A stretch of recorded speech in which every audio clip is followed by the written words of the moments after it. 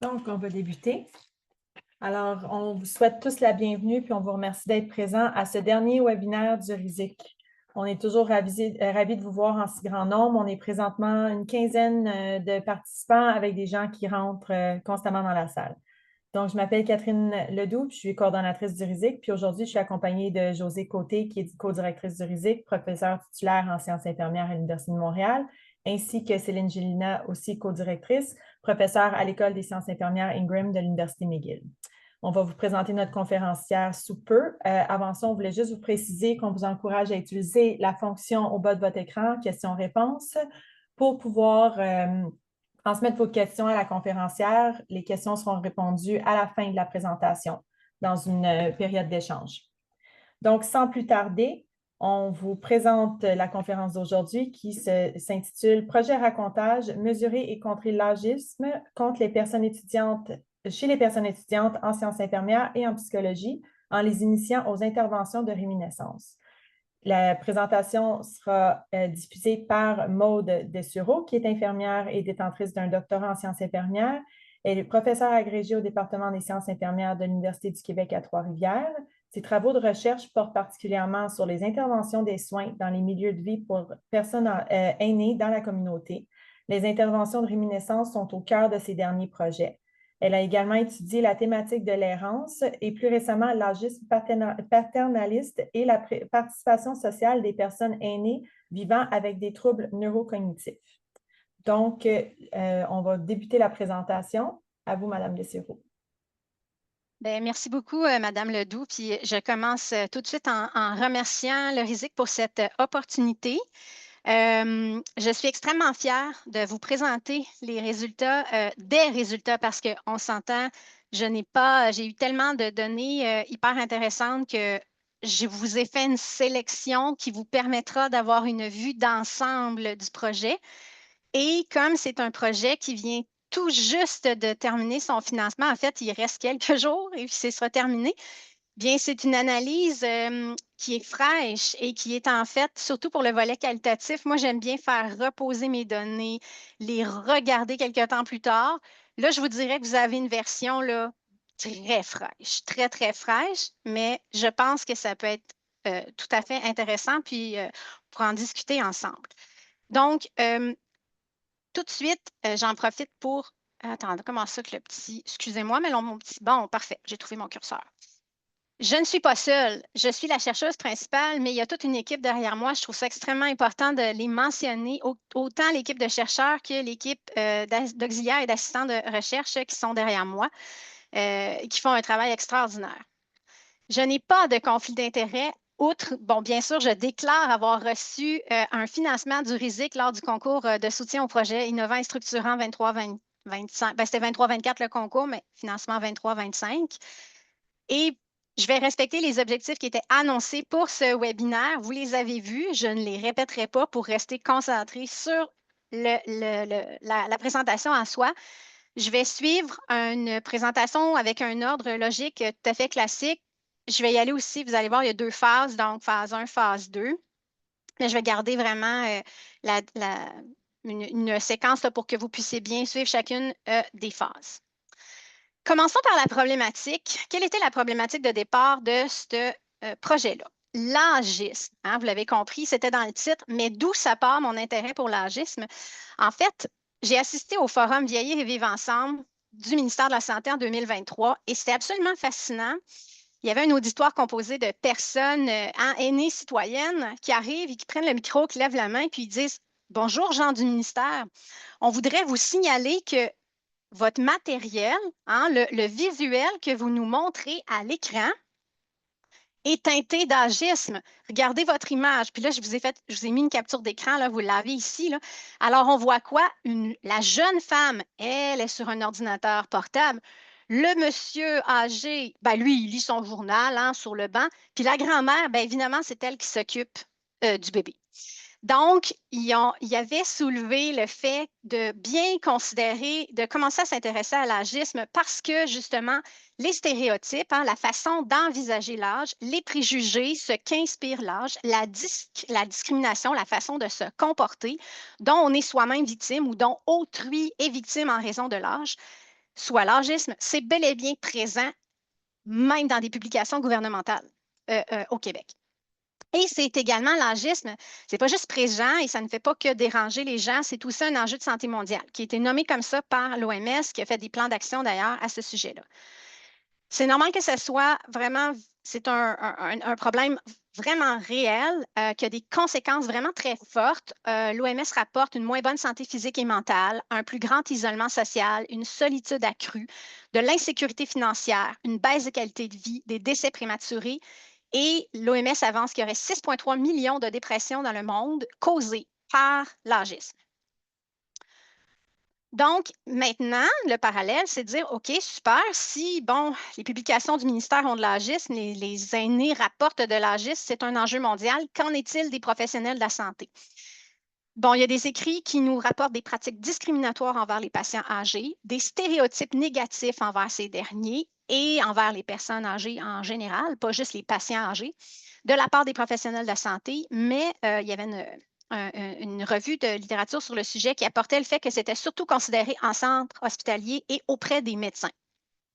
À côté de ça, j'ai trouvé une revue de littérature qui rapportait qu'il y avait, et bien sûr, il y a aussi de l'agisme dans la prestation des soins infirmiers, même à l'intérieur des relations intraprofessionnelles entre jeunes infirmières et infirmières plus âgées.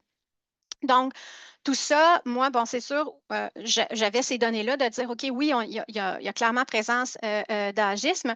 Puis là, vous allez voir plus loin dans le projet, bien, je me suis intéressée aux étudiants. Bien, OK, super, les professionnels, mais qu'en est-il des étudiants? On a un peu de données, il y a des données sur les sciences infirmières, en fait, plus sur ce qu'on peut faire pour contrer l'agisme en sciences infirmières. Puis sinon, j'ai regardé aussi du côté de la psychologie parce que je fais souvent des projets avec des co-chercheuses, une co-chercheuse en psychologie. Donc, je me suis dit, est-ce que c'est juste nos étudiants? Non, les étudiants en psychologie, en fait, il y a très peu d'études là, sur la présence d'agisme chez eux. Donc, je me suis dit, bon, bien, il y avait quelque chose là au niveau de la littérature à aller documenter davantage. Ensuite, si on poursuit, parce que là, c'est bien beau l'agisme, mais pour que vous compreniez un petit peu l'essence du projet, il faut voir que l'agisme, ça se définit par différentes formes. On peut parler d'agisme hostile. Ça, c'est quand vraiment il y a des paroles, des propos vraiment malveillants, délibérés. Donc, c'est tu sais, OK, boomer, là, puis tout ce mouvement-là, c'est de l'agisme hostile. Mais il existe d'autres formes d'agisme. Donc, il y a l'agisme intergénérationnel, les jeunes générations contre les plus vieilles générations, ou ma génération est meilleure que la tienne, ainsi de suite. Ou il y a des préjugés aussi entre les générations. Et il y a de l'agisme intragénérationnel. Alors oui, oui, même entre les personnes âgées elles-mêmes, moi je l'ai même vu dans mes projets. Alors oui, non, moi, c'est pas pareil. Moi, j'ai 70 ans, je suis super en forme. Je ne me considère vraiment pas du tout comme elle qui a 85 puis qui est en perte d'autonomie. Donc, vraiment, puis encore une fois, préjugés sur l'âge très avancé versus les jeunes aînés, etc. Donc, on peut avoir de l'agisme intragénérationnel. Finalement, on a aussi de l'agisme de compassion. C'est plus subtil. Ça, c'est quand d'emblée, on perçoit les aînés comme étant vulnérables, devant être pris en charge, pour lesquels il faut les aider parce qu'ils ont des difficultés à s'occuper d'eux-mêmes, ils ont de la difficulté à prendre des décisions. Donc, malheureusement, par contre, quand on agit comme ça, bien, les personnes se deviennent privées de leurs droits, de leurs choix souvent, et ça crée beaucoup d'infantilisation, l'agisme de compassion. L'agisme bienveillant ou paternaliste, qui est celui qui m'intéresse particulièrement, euh, c'est vraiment proche de l'agisme de compassion aussi. C'est vraiment de l'agisme dans lequel il y a une forme de bienveillant paternaliste, ça rentre dans la même catégorie. Donc, certains vont dire bienveillant parce qu'il est teinté de bienveillance. On veut bien faire, mais on prend une attitude paternaliste hein, où on a besoin où la personne plus âgée, encore une fois, elle est comme subordonnée un petit peu aux prises de décision, etc. Donc, puis c'est comme dans une espèce de logique hein, du bon père de famille où on connaît, où, tu sais, là, on connaît les bonnes décisions et l'accompagnement qu'on doit leur donner et tout ça. Quand on décortique l'agisme paternaliste, surprise, il y a 3 dimensions qui ressortent, la surprotection, le contrôle et l'infantilisation. Alors, ce que ça fait, c'est que dans l'agisme paternaliste, on protège à l'excès. les personnes âgées. Souvent, on va parler d'une surprotection émotionnelle. On veut les épargner d'émotions trop fortes. Ou encore, on fait une surprotection cognitive. On décide que bon, oh non, mais ça va être c'est difficile pour elle de comprendre cette situation-là, donc on va prendre les décisions pour elle.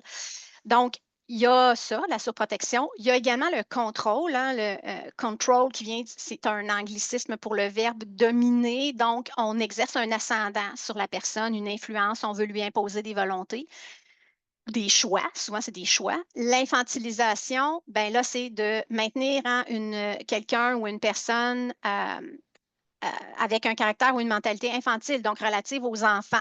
Dans l'infantilisation, on a tout le hein, mon petit monsieur, ma petite madame. En anglais, ils appellent ça le baby talk aussi, prendre une petite voix pour s'adresser aux aînés.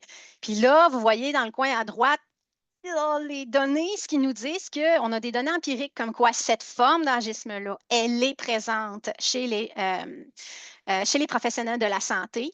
C'est rempli de biais inconscients, c'est teinté de bienveillance, mais il y a vraiment quelque chose à faire à ce niveau-là parce que malheureusement, l'agisme paternaliste est tout aussi mauvais que les autres formes d'agisme.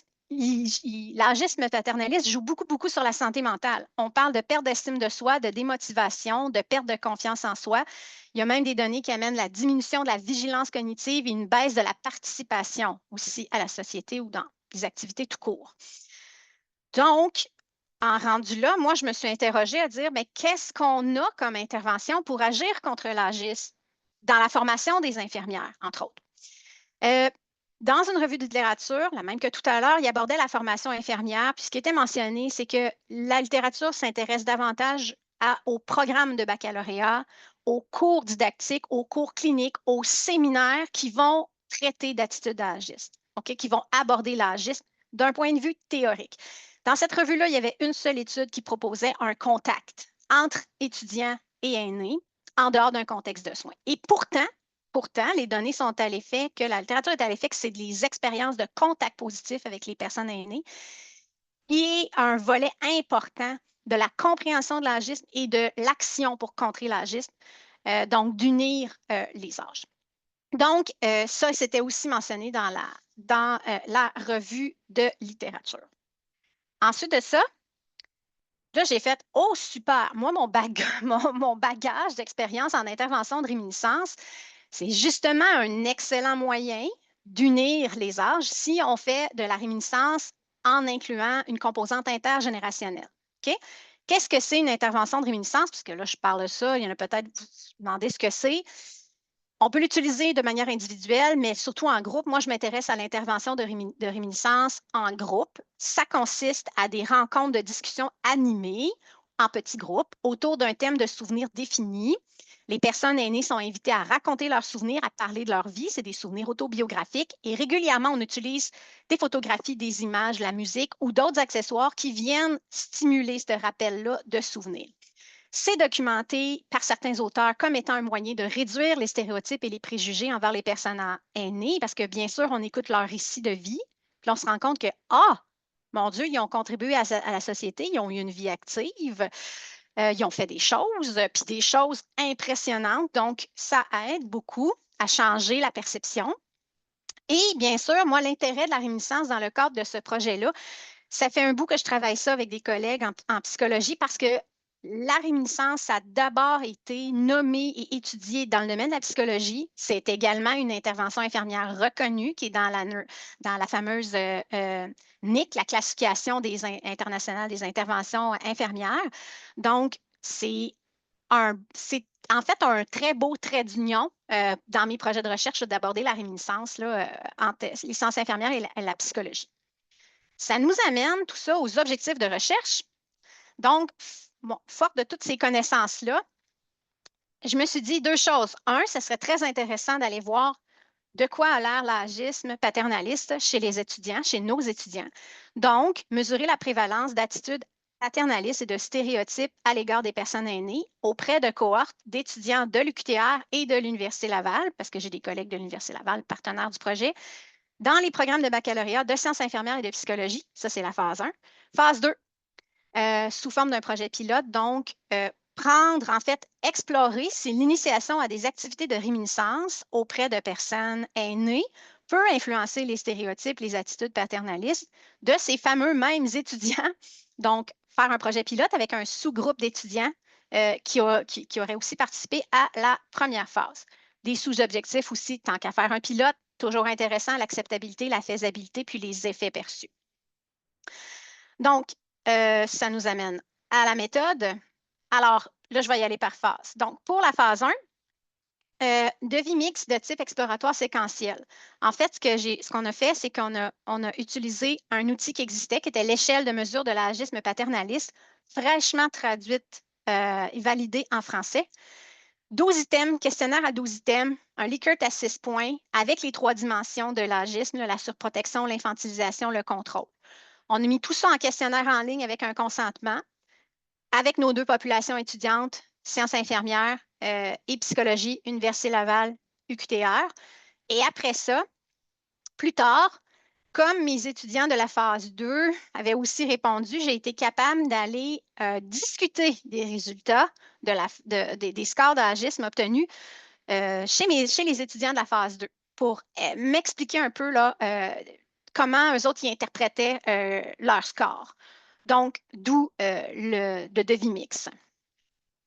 Ensuite de ça, la phase 2, je vous l'ai dit, c'est un projet pilote. 2 populations, en fait, mon petit sous-groupe d'étudiants répondants, que bien sûr, il fallait qu'ils proviennent de l'UQTR pour des raisons logistiques, et une grande résidence pour aînés autonome de 350 unités. J'ai utilisé des cartes de référence pour mes fameux sous-objectifs d'acceptabilité et de faisabilité, donc carte de Second et puis indicateur de faisabilité de Sidani Braden. Pour l'intervention, bien sûr, j'ai eu la chance parce qu'en 2 ans, si je n'avais pas eu un matériel, vous comprenez que si je n'avais pas déjà fait des travaux sur la réminiscence, je n'aurais jamais pu faire ça en 2 ans. Donc, moi, j'avais la chance d'avoir développé des manuels d'intervention de réminiscence en 12 rencontres, incluant du présentiel et du virtuel. J'ai été capable de prendre ça et de transformer ça en une version en 3 rencontres, donc qui était facilement transformable pour être utilisée dans le cadre du projet pilote.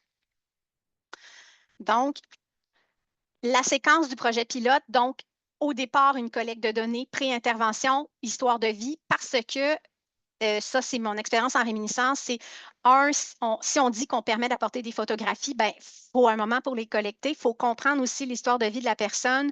C'est très intéressant parce que ça nous permet de personnaliser. Puis, moi, j'utilise aussi des photos qui proviennent de banques publiques de photos. Grâce à l'histoire de vie, on est capable d'aller chercher des photos significatives à cause de ça. Ça prenait bien sûr une formation à la réminiscence de 2 heures pour les personnes étudiantes. Ensuite, l'intervention qui avait lieu avec les petits groupes animés par les personnes étudiantes, supervisées par une chercheuse. Journal de bord rempli par les personnes étudiantes, les chercheurs, après chaque rencontre. Entrevue semi-dirigée post-intervention avec les aînés et finalement, discussion de groupe focalisée à la toute fin avec les étudiants. Ensuite de ça, l'intervention de réminiscence en soi, je vous ai dit 3 thèmes. Ben, c'est ça. Thème 1, l'enfance, les origines, la famille. Thème 2, la jeunesse, école, amis, lieux fréquentés. Thème 3, âge adulte, travail, vie domestique. 3 rencontres d'1 heure, une fois par semaine, pendant 3 semaines, dans la salle de cinéma de la RPA, avec des photographies personnelles, mais aussi des photographies de banque publique grâce à ma collecte de données, pré-intervention. Des petits groupes de 3 aînés, tout petits, 1 ou 2 personnes étudiantes pour animer une personne ressource chercheuse. Ça, c'est la structure pour que vous compreniez bien un petit peu là, le contenu vraiment de l'intervention. Donc, je reviens pour les résultats de la phase 1. Donc, phase 1. On a eu un N de 164. Je suis très contente. Malheureusement, non statistiquement significatif. Donc, je vous présente des données descriptives. On n'a pas été capable, on ne peut pas, vous allez voir, moi, je trouve que ça donne des informations très intéressantes pour réfléchir à ça, mais bien évidemment, on ne peut pas aller confirmer quoi que ce soit avec ces résultats-là. Donc, majoritairement des étudiants là, de sciences infirmières, bon, sans surprise, ils représentent nos cohortes. C'est très, très majoritairement féminin à 90 moyenne d'âge classique pour des étudiants de baccalauréat. Ensuite de ça, majoritairement, là, ça c'est les pourcentages. Fait que j'ai dit majoritairement, mais c'est 59 étaient de sciences infirmières, 41 de psychologie. Puis là, vous allez voir à droite, vous dites, Whoop, il y a un petit débalancement entre la quantité recrutée en psychologie, par exemple, à l'Université Laval versus sciences infirmières. Bon, puis, qu'est-ce qui s'est passé? Ben, c'est très, très simple. C'est vraiment une différence dans les modalités de recrutement. Donc, ça paraît très clair qu'on était capable de faire en sciences infirmières et à l'UQTR et à l'Université Laval, du recrutement plus visible auprès des étudiants dans les classes sur un portail de cours, alors qu'en psychologie, ça a été possible juste à l'UQTR. Psychologie, Université Laval, c'était comme utiliser le courriel général, puis parlez-en pour mettre une annonce sur le Facebook de l'association étudiante, point. On voit ce que ça donne. Donc, c'est instructif en soi sur nos stratégies de recrutement étudiant. Donc, ensuite, ça, c'est pour votre curiosité. C'était particulièrement, majoritairement des étudiants de deuxième année, mais on avait des premières années, des troisième années aussi. C'est une question encore là de groupe où est-ce qu'on a eu plus facilement accès. Donc, c'est ce qui a influencé un petit peu la composition.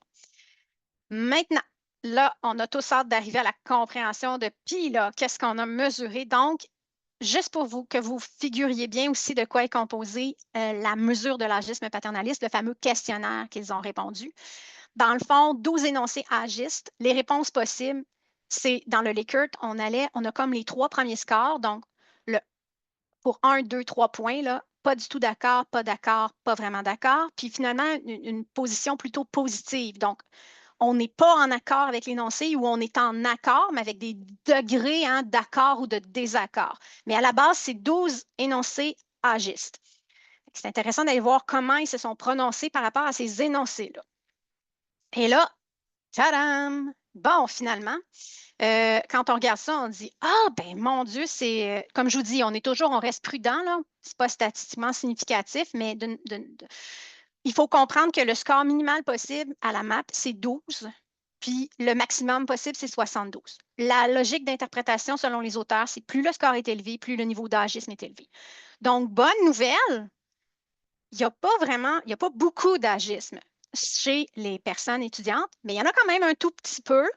Et on ne peut vraiment pas dire qu'il y a une différence entre psychologie et sciences infirmières. Évidemment, ça pourrait être dû à d'autres choses que, bon, vous comprenez le concept de non statistiquement significatif, mais ça reste intéressant. Et ce qui est encore plus parlant, c'est si on s'en va décortiquer par item, parce que là, c'est par dimension. À ce moment-là, les items sont répartis selon les dimensions.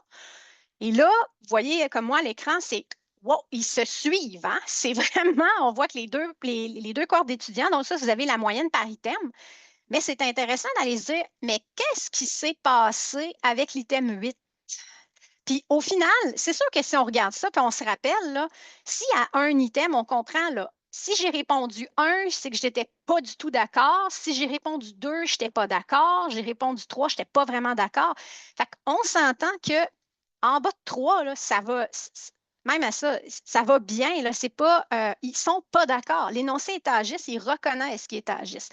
La différence, c'est jusqu'à quel point leur conviction est forte par rapport à dire non, non, ça n'a pas d'allure. Ou oui, je suis en. Tu sais, c'est comme. C'est leur degré, moi, je dis de conviction là, par rapport à, à est-ce que c'est agiste ou pas. Puis, on a pu confirmer après ça avec les étudiants parce que c'est ça. Ce qui est intéressant, c'est d'aller voir le fameux item, le premier là, qui nous sautait, c'est le 8. Qu'est-ce que c'est ça, le 8? Bien, le 8, l'énoncé était même si elles ne demandent pas d'aide, les personnes âgées devraient toujours s'en voir offrir. OK?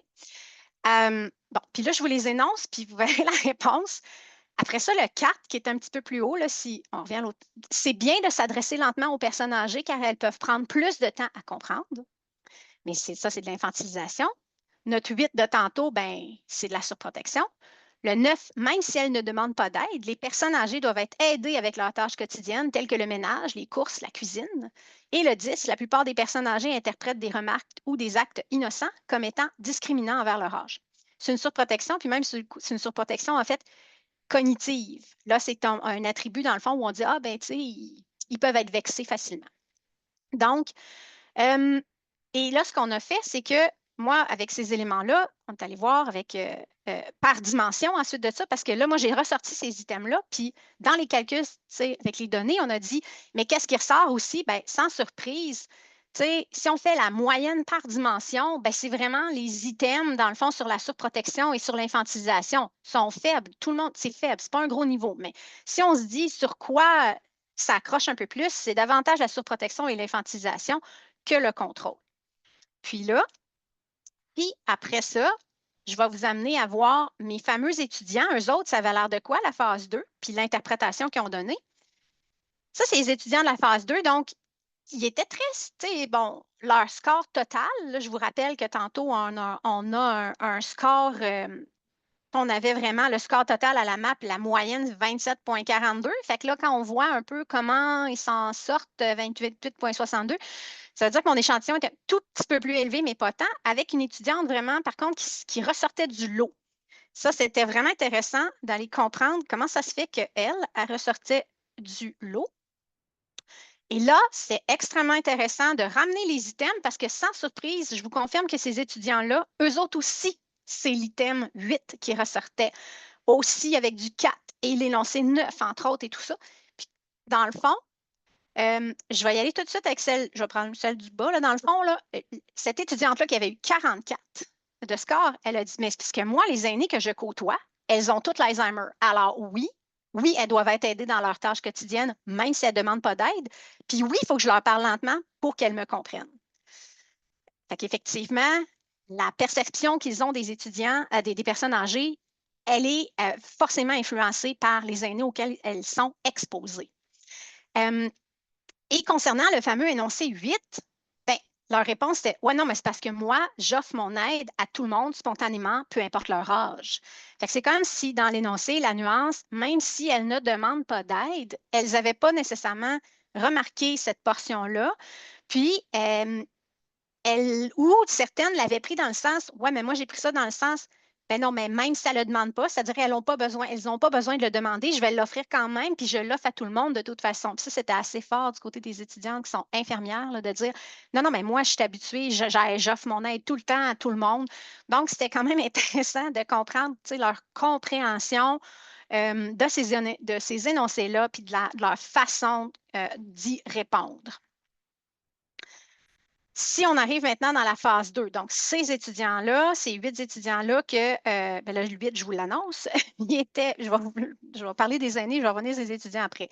Les personnes aînées, pour la phase 2, pour le pilote, j'ai réussi à recruter 14 personnes aînées, 7 hommes, 7 femmes, une parité. Vous ne savez pas comment c'est le fun d'avoir une parité, parce qu'avec des projets, ces personnes âgées, une parité, c'est vraiment difficile. Donc, j'étais vraiment contente. Âge médian, 82,5 ans. J'ai mis médian parce que une personne avait 65 ans, une personne avait 79, tous les autres étaient des octogénaires. Particularité, groupe très scolarisé. Donc, 8 universitaires, baccalauréat, brevet, dont 3 avaient en plus une maîtrise. 2 avaient fait une formation d'école technique. 4 avaient une formation secondaire, 9e à 11e année. 2 couples dans le lot. 2 récemment aussi emménagés dans la APA. J'aime ça, avoir cette donnée-là quand je le sais, quand ils me le partagent, parce que ça permet de faire des liens aussi avec leur intégration ensuite dans le groupe et tout ça. Les aînés, les étudiants maintenant, donc, en bas, ils sont représentatifs du grand groupe. Un étudiant, 7 étudiantes, 21 ans d'âge médian, 5 en psychologie, une personne du baccalauréat initial en sciences infirmières, 2 du DEC-BAC. J'aurais voulu avoir une parité. Ce n'était pas possible. C'est déjà miraculeux que j'ai réussi à travers les stages et tout ça. Et leur travail, ils sont rendus, vous savez, les étudiants en sciences infirmières, ils sont sollicités à l'année longue maintenant. Donc, c'est ça. D'où la composition du groupe. Majoritairement des étudiants de 2e année. Donc, vraiment, ils ressemblaient, ce n'était pas prévu, mais ça a fait ça comme ça. Ils ressemblaient là, au grand groupe là, impliqué. Groupe d'intervention, ben, je vais commencer à le dire tantôt, mais j'ai eu le plaisir de pouvoir faire vu que j'avais une parité homme-femme, j'ai été capable de faire un appariement de groupe que des femmes, que des hommes, un couple avec un homme, 2 hommes, 2 femmes, un homme, un autre couple, À l'origine, j'avais 15 participants, mais juste avant la signature du consentement, j'avais 15 participants. Et à la fin, il y a une 15e personne, juste au moment de signer, qui m'a dit non, finalement, moi, là, je ne crois pas ça, l'agisme. Non, non, non, non. Ça ne se peut pas que des étudiants, des étudiants universitaires qui ont de l'agisme, là, non, je ne crois pas à ça. Puis finalement, elle a dit j'aime mieux pas participer. Puis quand j'ai dit, ah, ben, écoutez, il n'y a pas de problème, elle n'avait pas signé son formulaire de consentement, je dis aucun problème. Puis après ça, elle me regarde et elle dit vous êtes sûr que je ne vous mets pas dans le trouble en refusant? Fait que j'ai dit non, mais ça, c'est le plaisir de travailler avec les aînés. Moi, je ne supplie personne. Donc, évidemment, là, éthiquement, on ne supplie personne. J'ai senti que la dame, elle avait finalement un petit regret, mais c'était comme ça. Plus tard, elle a eu un petit regret, mais là, elle n'a pas pu embarquer finalement dans le projet. Mais bref, c'est ça. Je me suis dit qu'au niveau d'une intervention, c'était très intéressant de voir si des groupes différents, est-ce que ça faisait une différence, etc. Fait que des fois, il y a des groupes qui étaient 2 étudiants, des fois, il y en a qui étaient 1 pour animer. Quand ils sont 2, ils partageaient moitié-moitié le temps d'animation. Je vous dirais aussi qu'avec le recul, le fait d'en avoir 2, des fois, c'est un très beau rempart. Puis c'est pas pour rien que c'était ceux de sciences infirmières, c'est que j'en ai à 2 reprises, j'ai quelqu'un qui a dû s'absenter, donc pour des raisons de stage, de formation, de choses comme ça obligatoires. Donc, c'est intéressant d'en avoir 2, fait comme ça, on n'est pas pris au dépourvu sans à devoir reporter la rencontre ou tout ça. L'acceptabilité, j'utilise les construits de Secon, je les ai adaptés. Secon suggère de mesurer l'acceptabilité en faisant des échelles de Likert d'intensité, mais avec du qualitatif, exactement comme le Likert de la map, c'est-à-dire des intensités d'accord ou de désaccord. Puis par le passé, j'avais fait des projets avec des aînés très âgés. C'était clairement difficile de les faire se positionner. Moi, est-ce que je suis plus ou moins d'accord. C'est compliqué, mais il répondait beaucoup mieux à des échelles 0-10. Donc, ce qu'on a fait, c'est qu'on disait qu'on pouvait adapter. Ben voilà, alors on a adapté donc fortement en désaccord, fortement en accord avec une échelle 0-10 visuelle. Puis même à ça, c'est pas toujours facile de répondre. Ceci dit, ça fonctionne quand même. On a réussi, là, je vous mets ça, dans le fond, les échelles de 10, puis forcément, il y a des polarités inversées. Donc, pour les personnes aînées, là, faire de la réminiscence avec des étudiants, là, c'est bien acceptable. OK, on va le résumer comme ça. Grande appréciation, pas d'effort, pas d'enjeu éthique. Oui, ils croyaient que ça pouvait réduire les préjugés envers les aînés. Bon niveau de confiance au départ de cet échantillon-là, de 14 aînés. Interférence avec leur priorité de vie. Très faible aussi. Ben, on faisait un effort spécial, par exemple, pour vraiment que l'horaire leur convienne, là. Donc, qu'il n'y ait pas à changer leurs habitudes, puis qu'ils pouvaient continuer leurs autres activités, c'est toujours important. Bon, puis l'acceptabilité générale était vraiment forte. À cela, j'aime toujours poser une question sur le caractère pratique. Ça vient de Sidonie Braden qui a aussi étudié l'acceptabilité. Puis, j'aimais bien le côté les questionner sur la pratique, le caractère pratique de l'activité, parce que souvent pour des années, ça fait une grande différence. Est-ce que c'était pratique de venir à cette activité-là où il y avait des enjeux? Puis ils peuvent aussi, là, je vous présente seulement ce qu'ils ont dit au niveau des chiffres, mais j'ai des commentaires aussi du qualitatif à côté de ça pour chacun de ces construits-là. Puis, j'aime bien leur demander s'ils souhaiteraient participer à nouveau. Encore une fois, ce n'est pas un construit, ça fait partie de l'intention de participer. Donc, Secon dit que ce n'est pas nécessairement, c'est autre chose. Dans le fond, les autres éléments contribuent à l'intention de participer. Sauf qu'encore une fois, moi, pour les aînés, des fois, c'est assez intéressant de voir, c'est pas dans ce projet-là, mais c'est teinté de mon expérience passée où, à un moment donné, une aînée pouvait être vraiment critique de l'activité, mais au final, est-ce qu'elle participerait à nouveau? Ah oui, n'importe quand. Fait que, soit c'est intéressant pour nuancer, disons, des positions.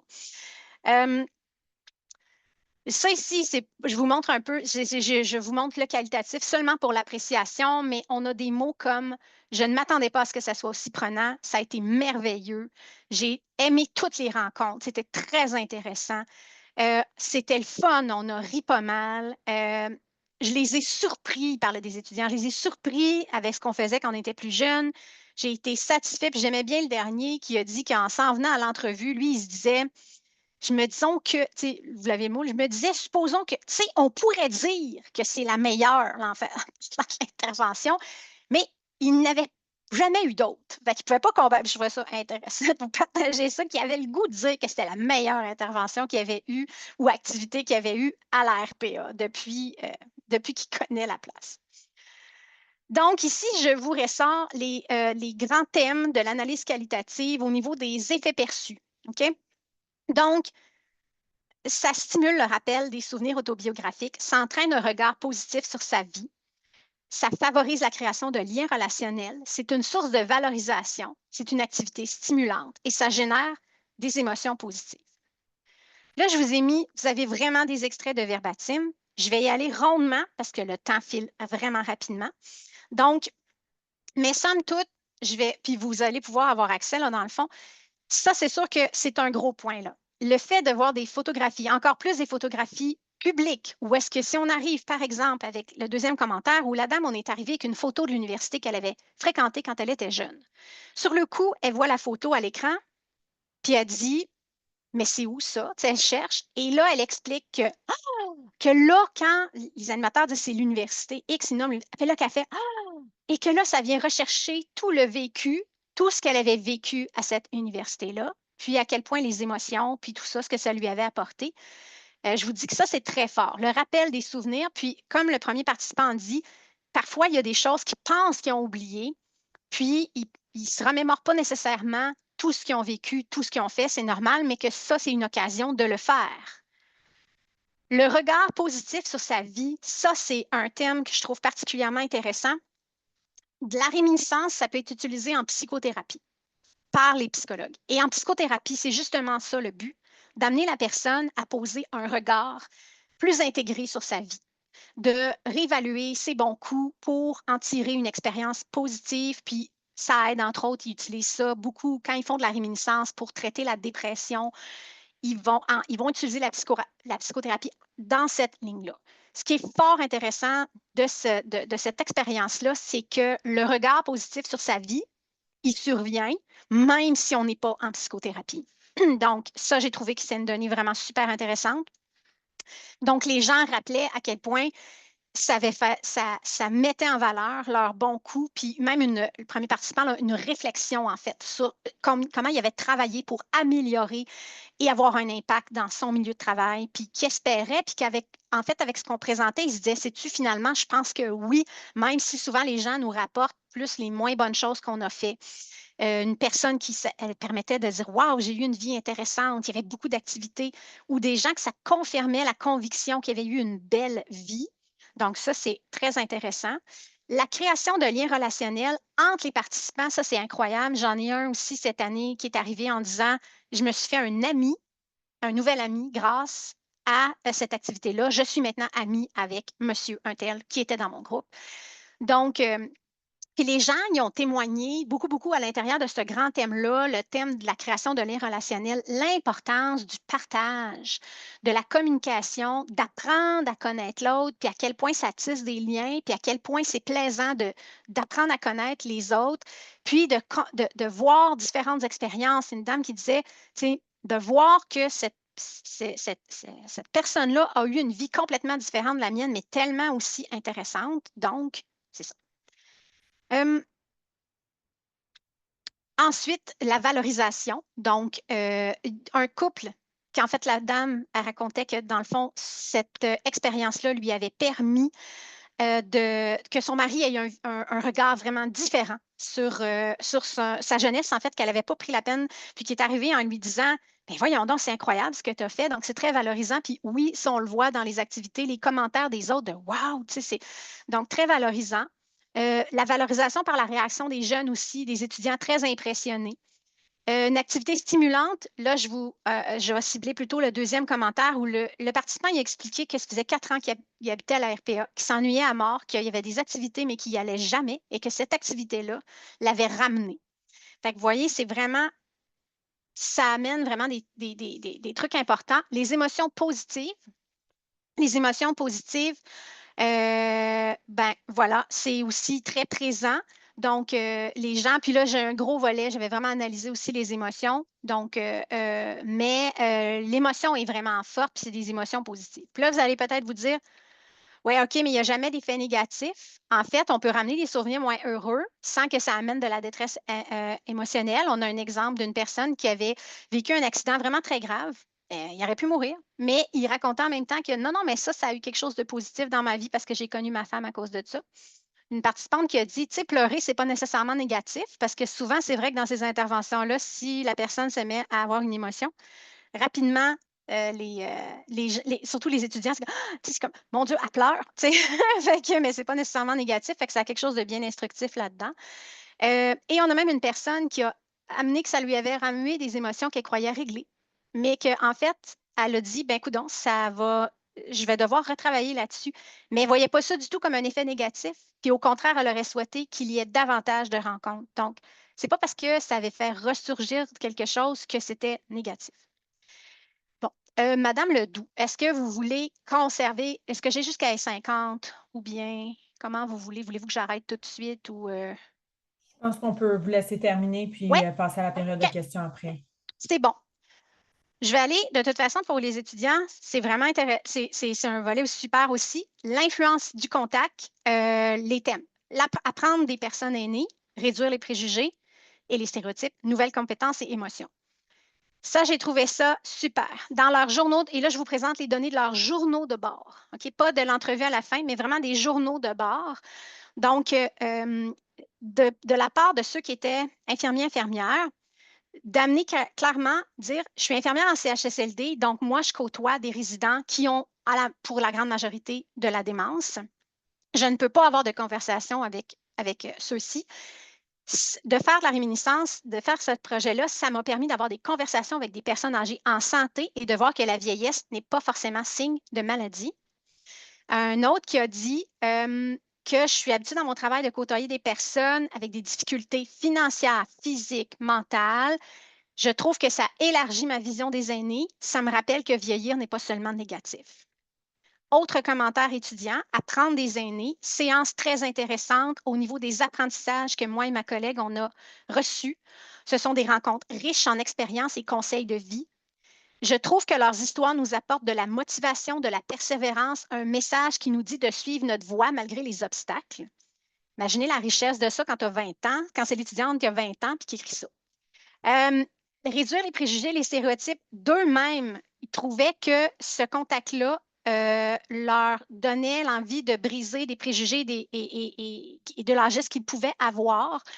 Euh, donc, aller au-delà des stéréotypes qu'ils se sont créés. Aller aussi changer la perception qu'ils peuvent avoir, puis des fois des préjugés qui sont inconscients.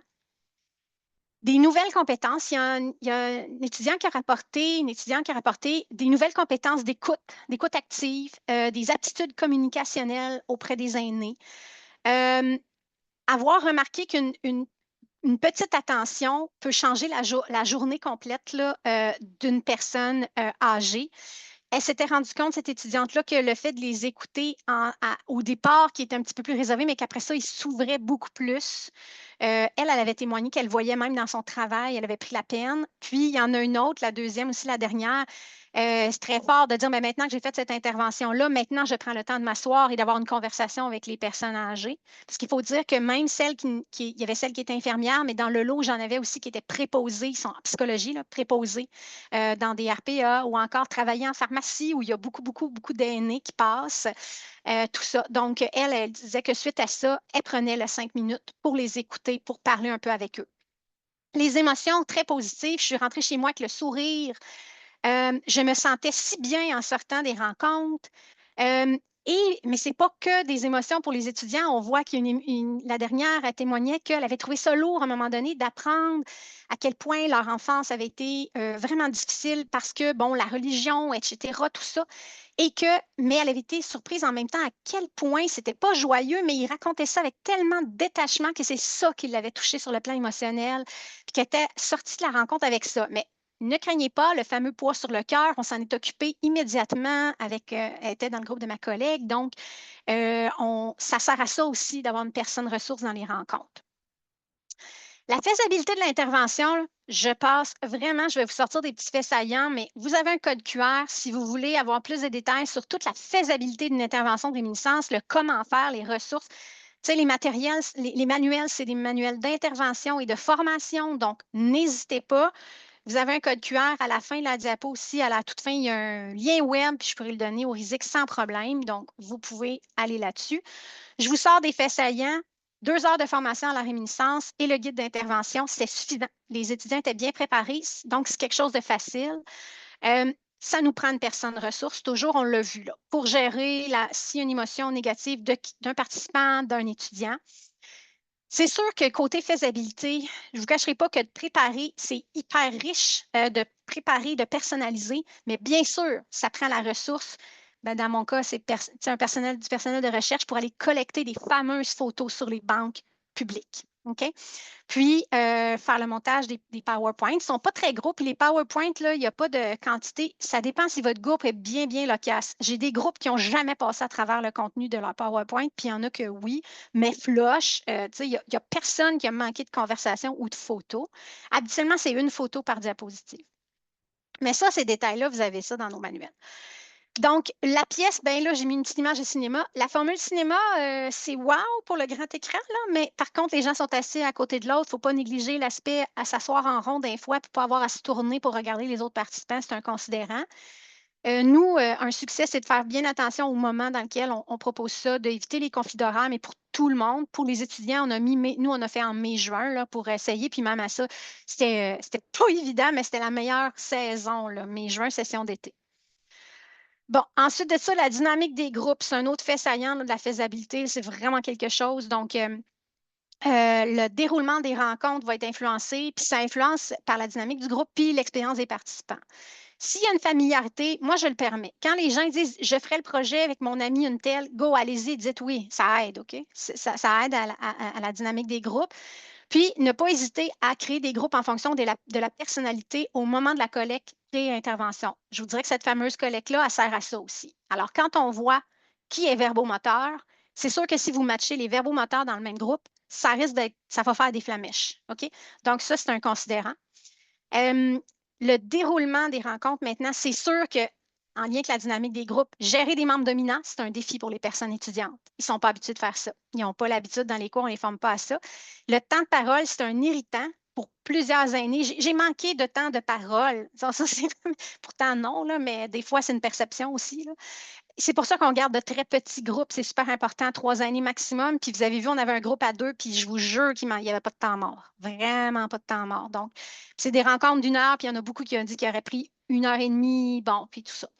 Pas d'enjeu sur le manuel d'intervention, puis je vous l'ai dit tantôt, une quantité de diapos variable. Bon, je vais pour la discussion. Ben écoutez, je retiens de nos données, que il n'y a pas vraiment, ce n'est pas une question de quantité d'agisme. C'est plutôt la conviction des étudiants. Puis plutôt aussi, moi, ce que j'ai fait, c'est qu'après coup, ils ont eu, dans la discussion focalisée à la fin, ils ont eu une présentation sur ouais, mais c'est quoi finalement l'agisme? Puis c'est quoi de l'agisme paternaliste? Ils ont tous énormément apprécié ça. Ils ont tous dit que ça devrait se retrouver dans leur cours, dans leur cursus. Donc, je pense qu'on a un travail à faire pour vraiment davantage parler d'agisme avec nos étudiants. Bien sûr, vous avez vu, hein, la compréhension des énoncés aussi va influencer leur réponse. Puis s'il y a quelque chose à retenir, c'est que la surprotection puis l'infantilisation, ça serait pas mal nos cibles. OK? Puis pourquoi c'est important là, au niveau de ces données-là, qu'est-ce qu'ils nous disent pour l'enseignement? Il faut parler d'agisme, il faut discuter de l'hétérogénéité du vieillissement, les parcours, les contributions à la société, une vision positive du vieillissement. Parler des conséquences aussi de l'agisme, c'est sûr qu'il faut intégrer ça dans l'enseignement. Les étudiants, moi, ils ont apprécié énormément qu'on le fasse à la fin. Maintenant, on a parlé, dès le début, j'ai dit c'est unir les âges, mais c'est exactement ça. On veut qu'il y ait des aptitudes relationnelles. Les étudiants, on veut aussi qu'il y ait une habileté à développer des liens avec les aînés qui va leur permettre de mieux les connaître et de mieux agir avec eux ensuite. C'est sûr qu'au final, les interventions de réminiscence, ça remplit ces critères-là. D'unir les âges, de viser des contacts significatifs de qualité qui permettent aussi de comparer les générations, mais d'une manière positive et de faire des liens. Ah, eux aussi, ils ont accompli des choses. Eux aussi, ce n'était pas toujours facile à l'école. Eux aussi. Donc, cette espèce de connaissance-là, la thématique de la réminiscence a vraiment cet avantage-là. Donc, Et on vise aussi justement des activités idéalement avec un statut égalitaire. Moi, ils ont bien apprécié, mais des fois, il y a des participants, une entre autres, elle a dit, j'aurais aimé mieux, pas j'aurais aimé mieux, j'aurais aimé plus connaître la petite étudiante. Donc, on dit, donc créer des liens, ils adorent ça aussi. Fait que ça a plusieurs, c'est ça, c'est important, puis c'est autant pour l'agisme que pour les personnes âgées aussi. Pour la pratique infirmière, donc, moi, mon cas, ça, c'est sûr, puis là, j'aurais pu vous mettre des données de la littérature, là, mais c'est vraiment sous-utilisé en format intervention. Nous, ce qu'on propose, les gens qui vont penser qu'ils font de la réminiscence parce que une préposée sur le bord d'une table prend un album photo. Venez, madame, on va regarder ça ensemble. C'est pas ça. OK? Vraiment, c'est sous-utilisé dans un format d'intervention, vraiment. Faut penser, il faut se rappeler que s'il y a du potentiel dans la réminiscence, ça a vraiment un effet thérapeutique réel, mais en autant que c'est bel et bien une intervention aussi. Même si c'est modeste, même si c'est un pilote, moi, les données démontrent que ça peut être positif pour tout le monde. La personne aînée, la personne étudiante, puis même les jeunes professionnels. J'en avais deux qui étaient au deck-back. Elles sont infirmières et elles venaient faire leur bac et elles ont toutes les deux vraiment profité de ça, des effets positifs. C'est sûr qu'avec le relationnel, moi, je vois vraiment un lien très important avec la capacité de développer la relation soignant-soigné et l'approche centrée sur la personne dans ces relations, dans ces interventions-là. Au niveau de la recherche, on ajoute au corpus de connaissances. On a mis à l'essai la version française de la MAP, qui est vraiment nouvelle, donc c'est une contribution. Euh, le fait, même si c'est un pilote, un petit groupe, en fait, là, je ne l'ai pas mentionné, mais tu sais, différents animateurs, mais les résultats sont tout aussi bons. Fait que peu importe l'étudiant qui a été impliqué, la formule, elle fonctionne. Ce n'est pas une question d'être en psycho, en sciences infirmières, d'avoir un garçon ou une fille qui anime. Ce n'est pas une question d'être un groupe juste de femmes, juste d'hommes. Donc, bon, c'est pilote. C'est un pilote, il faut rester modeste, mais ça donne quelque chose d'intéressant pour pousser plus loin. On aurait davantage de recherches à faire là, pour augmenter la force de preuve des interventions de réminiscence. Puis ça, c'est pas. Je sais là, que je vous le mentionne comme étant un enjeu pour la recherche, mais c'est quelque chose de connu. Je vous rappelle les limites, finalement. N'oubliez pas, ce n'est pas statistiquement significatif.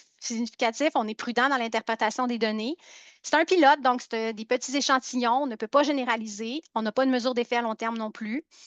Et je n'écarte pas qu'il peut y avoir bien sûr de la désirabilité sociale. Ça ne peut pas être exclu, c'est des petits groupes, c'est une proximité aussi. Ils nous voient en pré-intervention. On a bien mis évidemment, c'est une personne qui ne connaissait pas là, de mon équipe de recherche complètement neutre qui est allée faire la collecte de données post-intervention, c'est sûr, mais quand même. Donc, voilà. Fait que, en conclusion, ben, je crois vraiment, vraiment sincèrement, je pense que vous avez compris que moi, je suis une convaincue du pouvoir des interventions de réminiscence. J'espère que j'ai pu un peu vous partager mon enthousiasme et je remercie très sincèrement tous les partenaires du projet, autant financiers que les gens de la résidence qui m'ont accueilli à bras ouverts, les participants au projet, les organismes subventionnaires. Voilà. Je suis désolée, il vous reste juste 3 minutes pour les questions. Mais je suis là, Merci moi, beaucoup pour la je suis pas présentation. limitée, je ne suis pas limitée. Fait que si jamais, c'est ça. Parfait. Ouais. Donc, je vais Ben, merci. inviter Céline Julina à gérer la période de questions puis de discussion. Ben, merci beaucoup pour cette présentation. C'était très, très dynamique. Moi, je suis restée accrochée du début jusqu'à la fin. Ah, ben merci. Puis, j'ai appris plein de choses. Donc, merci pour ça, là, c'est grandement apprécié. Donc, pour les participants, participantes, là, juste vous rappeler, si vous avez des questions, il faut les indiquer dans le Q&A qui est dans le bas de votre écran. Je vais le regarder. Pour l'instant, il n'y a pas de questions. Moi, j'en aurais pour débuter. En fait, ben, c'est quoi la suite? Eh mon Dieu. Oh là là. Bon, il y a quelque chose qui manque, vraiment. C'est au niveau vraiment du développement, je pense. Il y a des assises théoriques. OK? Au niveau, bon, Capelier a fait beaucoup de travaux sur le type de réminiscence qu'on va chercher, leur effet sur les personnes, mais moi, un élément que je trouve qui manque beaucoup, beaucoup, quand on développe un manuel d'intervention, on devrait pouvoir dire, mais quel est l'aîné cible? Quel est l'aîné à qui ça pourrait davantage profiter, convenir? Ça, là, il y a un flou artistique incroyable. À part les aînés dépressifs. Oui, je veux bien, là, mais pas que. Là. Moi, clairement pas. En tout cas, il y en a peut-être un qui avait été un petit peu triste, là, celui qui était tout seul, là, justement, puis qui s'ennuyait à mourir. Je pense qu'il y avait un petit peu de dépression, mais tu sais, sinon, c'est ça. Mm. Puis, euh, je m'intéresse encore, en fait, ma suite à moi, je sais qu'il existe les manuels. Moi, j'ai travaillé avec des aînés dans les RPA. Même en mon premier financement, là, quand j'étais capable de faire des 12 rencontres de réminiscence, là, c'est avec des aînés très âgés, puis en RPA aussi, avec une petite perte d'autonomie. Mais là, je me dis, il y a quelque chose à faire au niveau de la disponibilité parce que je suis là et je milite pour qu'il y ait un manuel. Tu sais, ça prend vraiment, c'est une intervention, oui, mais pas d'outils. Bien, pas d'outils, c'est ça que ça fait. On s'assoit sur le bord d'une table. Puis des fois, on prend des livres qui existent, puis réminiscence pour tous, puis prenez la première bénévole bien intentionnée, puis ça va marcher. Puis moi, je ne. Non. Vraiment pas, là. Puis c'est comme, tu dis, OK, si tu penses ça, c'est parce que tu n'as pas tout vu les angles morts. OK? Mhm. Puis tu n'as pas, là, j'ai pas le temps de mentionner, mais on a des surprises là, en post-intervention. Quand je vous dis que ça ne crée pas de détresse émotionnelle nécessairement, mais il y en a un, tu sais, en post-intervention, il dit, ah oui, hey, j'ai tellement aimé ça. Puis, tu sais, là, la photo, là, quand j'ai parlé, là, que je travaillais là, avec les chemins de fer, puis tout, là, mais ça, là, j'étais adolescent, là. Puis là, il raconte, il dit ça. Et là, je ne l'ai pas dit, là, mais j'ai failli me faire agresser 3 fois. Puis j'ai eu peur, là, il a fallu que je me débatte. Puis là, encore là, même moi, ça m'amène, t'envoies pas n'importe qui, là. Moi, c'était une étudiante au doctorat en psychologie, là. OK? Mm. Donc, il savait comment prendre ça. Fait que c'est pas vrai. Puis là, évidemment, quand je vois ça dans le verbatim, je suis comme, mon Dieu, OK, non, il ne l'a pas dit en rencontre parce qu'il n'était pas dans mon groupe. J'ai dit non, sinon je l'aurais su. Ma collègue me l'aurait dit, les étudiants l'auraient dit. Puis là, tu dis, aïe, aïe. Puis, mais par contre, c'était très clair qu'elle a dit, oh, c'était difficile. Donc, est-ce un mauvais souvenir? Non, non, non, hey, j'adorais ça, ce job-là. Fait que j'étais contente d'en parler, puis c'est une job rare. Puis, tu sais, donc, c'est ça aussi. Puis, c'est ça. Mais est-ce que justement, tu sais, à qui, est-ce qu'il y a des, tu sais, c'est qui les aînés la meilleure cible? Parce que c'est ça. Fait Ouais. que pour répondre plus sommairement à la question, là, c'est ça, je m'intéresse à ça. Puis vraiment un petit peu être capable d'aller faire à la méthode un peu de décortiquer ça pour vraiment les ingrédients actifs. Il y a des trucs faits au niveau de la psycho, mais là, ils partent sur les effets cognitifs. Moi, c'est tant mieux là, si ça joue sur le cognitif, là, sur l'amélioration de la mémoire, mais c'est pas ça non plus. Là, c'est bien plus, moi, là, c'est le relationnel là-dedans, puis la création de liens, puis la santé mentale des aînés, puis tout ça. Voilà. Donc, différents types d'interventions, puis cibler Ouais, les bonnes populations finalement. ouais, Parce que là, ce que j'ai vu là, dans vos participants, là, vos personnes aînées, ouais, tu sais, c'était 65 ans et plus. ouais. Donc, dépendamment, j'imagine, du type Ben, ouais, puis de on l'a vu. besoin. Mm. Oui, puis une de 65 ans, là. L'autre, un Ouais, 79, puis toutes des octogénaires. Puis je l'ai ouais. testé avant avec. Il y avait 90 ans de moyenne d'âge. Ma plus vieille participante, dans l'autre projet, c'était une centenaire. Puis j'en avais de 96, 92 ans. Puis ils ont, tu sais, tu dis 92 ans, puis elle maintient 12 semaines de temps, là. Tu sais, Mm. pas 12 semaines, c'est pas vrai, 6, mais 2 fois par semaine, puis elle tient, puis elle aime ça, puis tout le kit. Donc, mais c'est pas tout le monde non plus. Je pense que, tu sais, c'est ça, là. Fait qu'il y a comme quelque chose de flou un peu là-dedans. Est-ce que ce type d'intervention-là, d'activité-là, est-ce que ça commence à s'intégrer dans les programmes de formation universitaire ou collégiale? Ben là, moi, c'est très clair que, forte de mes expériences, moi, c'est sûr que l'agisme, j'enseigne aussi les soins à la personne Mm. âgée. Moi, c'est clair que je vais faire une place à l'agisme, c'est sûr et certain. Là, mon expérience a démontré, puis les étudiants ils aiment parler de ça, cette Mm. thématique-là, puis ça les touche, tout ça. Donc, c'est sûr que je vais l'aborder davantage. Euh, je pense, tu sais, j'avais quelqu'un à un moment donné, c'était un collègue, mais il disait, tu sais, lui, lui-même, il était en psychoéducation, hein, puis il disait, wow, que ça serait très intéressant de faire vivre ça en stage, que ça pourrait Ah s'intégrer oui, dans un oui, un stage de psychoéducation, mais moi, je pense qu'un stage en CHSLD.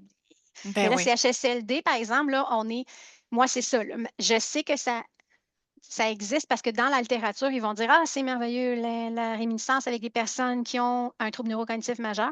C'est vrai, mais encore là, bonne chance pour trouver un bon manuel bien fait, bien détaillé, avec pas à pas. Là, moi, si vous allez voir sur mon site, Moi, moi, je suis très inspirée de Sidonie Braden, là, mais je veux dire, c'est un manuel d'intervention où on a vraiment des suggestions de script, de verbatim, comment j'anime concrètement. Quel type de questions je peux leur poser. Mais c'est libre, en fait. C'est comme un canevas. Fait que les étudiants ils pouvaient poser n'importe quelle question pertinente. Mais s'ils se disaient, oh, sur le travail, qu'est-ce que je pourrais leur poser comme question? Il y a des suggestions de questions qu'on peut poser.